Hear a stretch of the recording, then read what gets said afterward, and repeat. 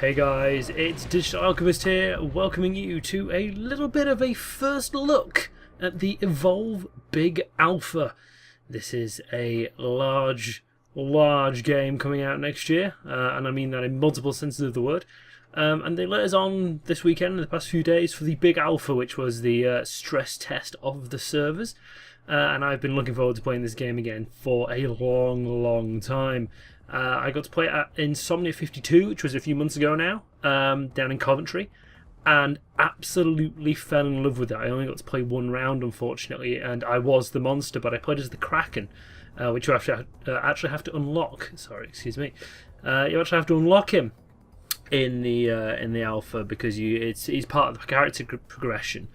But other than that, can't complain about the alpha because, my god, it was fantastic. Really good to get back into the game again and get hunkered down with the controls and really sort of learn them. However, this was a common problem. There was a lot of loading, which, to be fair, is kind of expected, but a little bit of a slightly detracted from the experience, really, with how much we had to load in and how many server drops there were. Actually, there were a lot of player drops and a lot of server connections, but they managed to fix those mostly for the final days of the alpha, which is nice. So let's get straight in here with a bit of monster gameplay and footage here. This is the Goliath, who relies sort of very heavily on melee attacks and those leaping attacks, which you'll see later on. So he's very much an in-your-face kind of guy. And this is actually taken from the last monster match I had, where I actually did very well. For me, I was up on a couple of global averages, I think, because at the end of each match, you'll see this at the end. This match, I believe, is about 6 or 7 minutes. You'll see this at the end of the match, but they do a little match report. So how much damage you've dealt with each attack. How much damage you've done to the hunters and things like that, and they give you a global average, which is obviously all of the players playing as the monster, and that's their average damage. For example, with the rock crush, the charge, etc. And you can sort of tally your score up against the global average, which is quite cool. It's a nice sort of way of getting an idea of how well you're doing at a glance. By the time this match rolled around, I'd learned how to use the minimap, which you tap on tab to pull it up, and it's incredibly useful because some of the maps are huge, but there is only really one area to sort of really start hiding in. Because the way the matches work is that when you kick in, you see that little cutscene.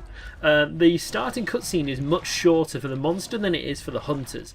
So the monster actually loads into the game first, giving them time to run and sort of start evolving and whatnot before the hunters show up, which, as you can see, they have done now. I believe the hunters have about a 30-second delay, something like that, so it's a fair amount, and it's a decent time for the monsters to kind of find a good hiding spot and get away. But I usually use the time to sort of start evolving and start building up that meter, which is what the blue above my bar there is. I'll talk about the UI momentarily just while I'm on the topic. The blue up on top there is, if I remember rightly, the armour. That will permanently disappear. You can't really get that back, so you've got to try and keep an eye on it. But once that goes, you'll start taking damage, which you can get back by eating other creatures and things like that. But you've got to be able to get away from the hunters to be able to do that, really. But earlier, when I was killing creatures on the floor and eating them, you saw that little blue dial appear. When that blue dial fills up, you'll see it later on, because I do actually manage to get off an evolution in this game, which I was quite pleased about. Because it's quite tricky to do, because you've got to find a relatively safe spot, and then you hold V, in this case, on the keyboard controls. And then you evolve, you go through the sequence, then you have about 10 seconds of wait time whilst you level up your skills. In those 10 seconds, you can be killed.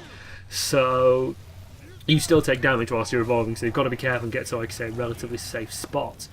But once you've evolved, once you've got that meter up, like I say, you can evolve to the second stage, and then from there, if you can get your meter up again, you'll go to stage 3.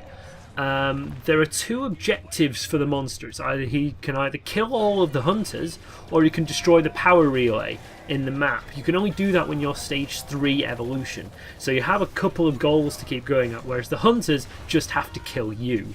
And there's my evolve meter there, slowly filling up as I kill bits and fodder.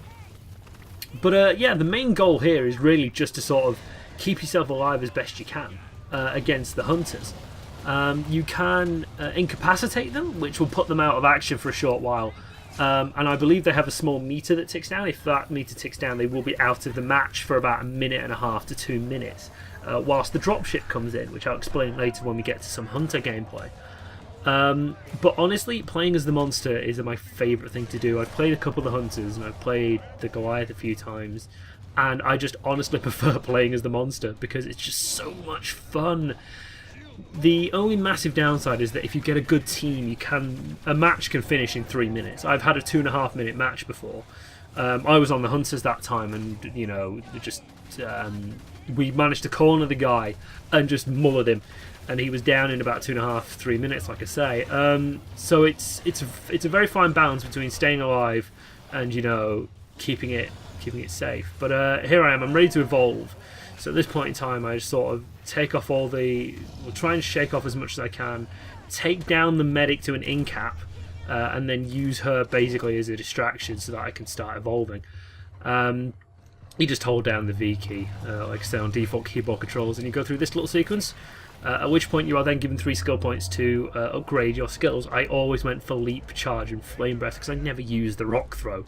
But as you can see, I'm still taking damage. My screen is flashing red as I'm getting shot at. And when you evolve, you do get a small amount of HP back. It's about 1/4 of your health, which does not last long. Seriously. It does not last long at all. I managed to take out the support, which wasn't actually the one I was after. I was hoping to take out the medic first. But the support does go down. And you'll see there we are. There goes the support. And they've got 2-minute clock there, which is the dropship. So when that 2 minutes is up, the dropship will show up, and the support will be back into the battle. But at this point, they've kind of spread out a little bit. They've regained some health. So I kind of try and get away to sort of regain some of my health. But it doesn't really end up being that great because I do actually get flanked. I try to flank them, but in turn was flanked. I was trying to pull off a sneak attack there, which is if you hold control on your default key bindings, you sort of sneak around. And if you manage to pull off an attack, it's usually instant sort of incapacitation, at least. It's very powerful, but quite tricky to pull off. And just as I'm about to take out the medic, I do get killed. So that was, a fairly decently length match especially for the alpha, because like I say, most matches were taking 2 or 3 minutes. Which is a shame because I love this game, and some matches can take a long time, but some of them are over exceptionally quickly. So here's all the player progression. So here's where all your damage sort of racks up and all your bits and pieces. So as you can see, all that damage I done on the airstrike has leveled me up to rank 2. There were some guys I met in game that were sort of 2, 3, 5, 6, 11, 12. There was a good spread of ranks around there. And if you rank up these enough, you do unlock skills and skins for your characters as well. And in this case, if you get all of these to 1 star, you do unlock the Kraken, which is great to play as. Like I said, I played it at I-52 and was just blown away by how much fun it was. But there you are. My leap attack was higher than the global average. Gosh, that's hard to say that's hard to say at speed. Higher than the global average. But the other really cool thing is that when you hop back into the lobby and while you're waiting for people to load in and stuff, you actually get sort of an instant replay of what happened. In terms of you get a map. Here it is. You get a map of what happened, and it loops through a few times so you can see it as you go. But it shows you obviously your route, their route, what where you killed creatures, where you evolved, where you ate. Killed humans and things like that. So it's a really nice overview of sort of, where to go on the map and where you think worked and where it didn't. So it's a nice little thing, like I say, and it's I think it'll actually give me the extended version in a moment, just after I've changed my preferences around a little bit. This was to try and get into the hunters rather than play as the monster, because I'd mostly mained the monster at this point. Medic is best class though. But here's the detailed breakdown. So it gives you everyone's health and bits and pieces across the battle. So as you can see, the medic was almost down, and then I take out the support near the end, but ultimately I am defeated about 6-7 minutes in. So it is a really, like I said, it's a really good way of reviewing your match and sort of seeing, you know, where you went wrong and where you think you could improve, you know, where you think you could find some hiding spots, because it does show you where the hunters dropped in as well. So it shows you where you spawned, where they spawned, and where they will drop in when the ship comes around. So it is a really, like I say, good method of reviewing your battle. But now we're going to swap over to the other side and play a couple of matches as the hunters. There is a match here as a medic and as a trapper, both of which I'll explain as we get in there. So I'm Val, who is the medic in this stage, who's this very nice lady here. And as you can see, here's the opening cinematic for the hunters. It does take a while to, you know, sort of get into the first person perspective, but then obviously you've got the actual dropship opening, and then you jump out and have to jetpack down. So you do have a lot of time before you're actually sort of properly in control. You do have a little bit of control whilst you're in the air though. But as soon as you're on the floor, that's it, you're in. And we actually dropped on the monster, so I'm not sure if he knew where he was, if we, you know, knew where we were dropping, or if he was just around in the same place. But as the medic, you have a few items to your disposal. You've got the Medi-Beam, which is your, you know, tool for healing your enemies. On the right of that selector wheel at the bottom, they have a healing burst, which will heal yourself and teammates around you. It's actually the only way you can heal yourself. You can't use the Medi-Beam on, you know, your own body, unfortunately. And the two weapons you have are the armor-piercing sniper rifle, which when you hit a monster with it will give it a weak spot, which other team members can then hit for bonus damage, and a tranquilizer dart gun, which will, as the name suggests, trank the monster and slow him down for a short period of time. It's actually really horrible to get tranked, because you are slow to an almost crawl at points. It's quite tricky. But like I say, in this case, I believe this match took us about 2 or 3 minutes, something like that. I did manage to get off a few sort of armor-piercing rounds, such as that one, I think. And yeah, I got a few good medigun heals as well. Managed to keep the team generally alive, which obviously as a medic is your #1 priority. You can help take down the monster. You do have, you know, weaponry, but your main goal is obviously to keep the team alive and help them take down the monster rather than do it yourself, which is why you'll always see the medics being targeted first.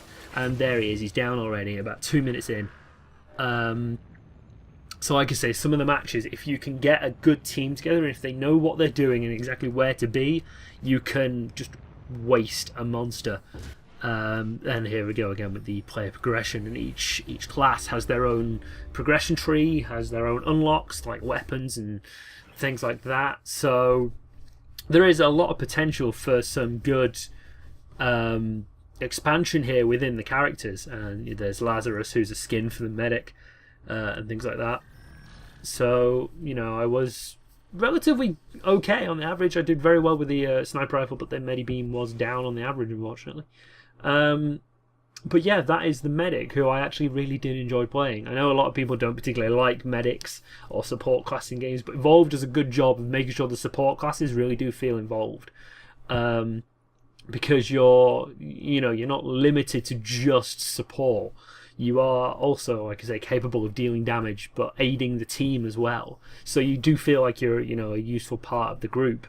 And again, with the map here, the power plant is a bit of a weird map because it's sort of evenly distributed as to where you can sort of hide.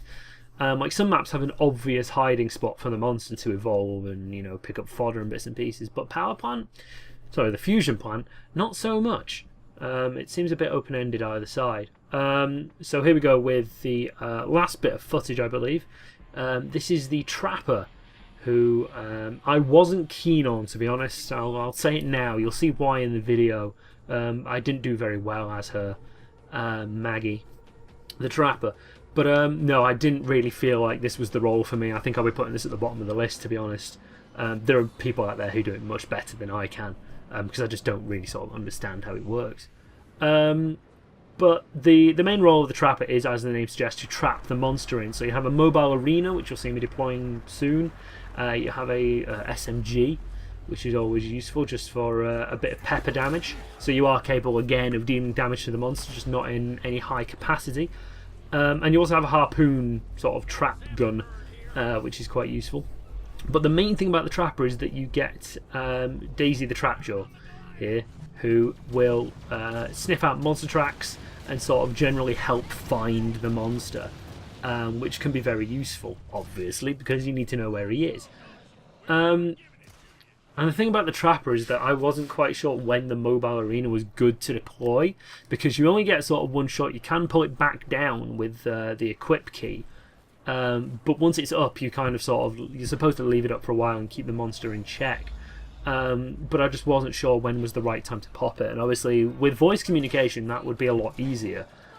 You know, you'd be able to discuss with your team when the monster was around. I managed to catch him in this one this time because it's quite a large arena, but it does have, you know, what's the word?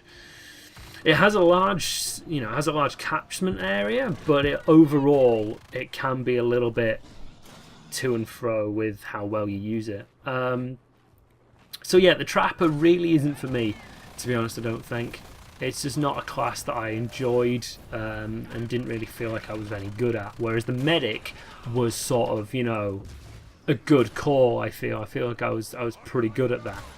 But other than that, you know, there's not really much else to say in this video because I really didn't get much chance to record a lot of footage. This is all I really had a chance to get over the weekend. But the really nice thing about some of the maps is that there is a lot of environmental hazards. So the monsters, the fodder that the monsters can feed on can sometimes come in like elite sort of forms. So they're actually very dangerous to you as well, and you've got to take them out. There's some environmental hazards such as these plants here, which I've just been, you know, very close to. And you know, this is the fodder. So this is the point where I died in the match. You can't take over as a bot, but the timer in the top left there is the dropship. So when you die, you will when that timer runs out, you will rejoin the battle. Obviously, if the monster hasn't been killed yet, but yeah, you'll rejoin the battle when the dropship arrives, which I think is what the point of destroying the power relay is, because if you can't get the power relay, the dropship can't come in. I think that's the reasoning behind it. I've never actually seen anyone destroy the power relay yet, so I don't know how difficult it is, but presumably quite, because you've got to evolve, like I say, to stage 3 to actually get there. So I do manage to get back in this match and sort of play a little bit longer, but it doesn't take much more for the monster to go down. But this is one of the sort of the mid-range matches I had. Like I say, I had some 7 or 8 minute ones and some 2 or 3 minutes. So it was nice to have sort of a bit of a range of match times as we went through. But yeah, honestly, if you're a fan of FPSs, especially, you know, multiplayer ones, then this is something I would highly recommend, because it's got the little, you know, it's got that classic FPS staples with a little bit of a twist, and you can play as the monster, so you can be the 1v4, which is a very empowering and very, very fun aspect.